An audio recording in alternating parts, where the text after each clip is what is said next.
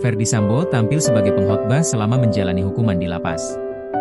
Nama Ferdy Sambo kembali menyita perhatian publik setelah muncul dalam peran yang jauh berbeda dari citra masa lalunya.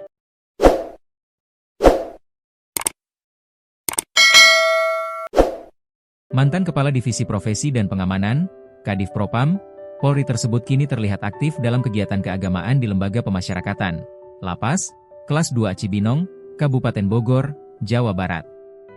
Tokoh yang sebelumnya menjadi pusat perhatian nasional akibat kasus pembunuhan berencana terhadap Brigadir J itu tampak menjalani keseharian baru sebagai warga binaan dengan pendekatan religius.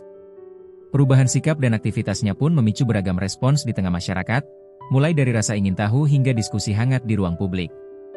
Dalam sebuah kegiatan ibadah persekutuan doa yang digelar di lingkungan Lapas Cibinong pada Sabtu, 13 Desember 2025, Ferdy Sambo terlihat memimpin doa dan menyampaikan khotbah kepada ratusan warga binaan.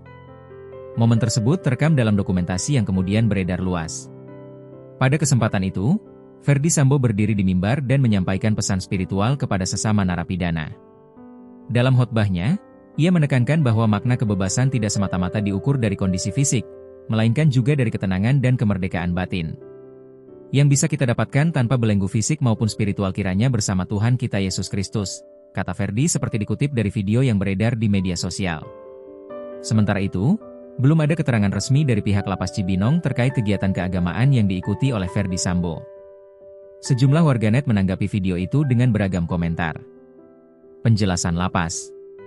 Gereja Oikumene Terang Dunia Lembaga Pemasyarakatan, Lapas, Kelas 2 Cibinong menyelenggarakan kegiatan Praise and Worship bertema Unchained Anyu Creation di Lapas Cibinong, Jawa Barat, Jumat, 12 Desember 2025. Dikutip dari Tribun News, kegiatan ini sebagai bagian dari pembinaan kepribadian dan pembinaan kerohanian bagi para warga binaan.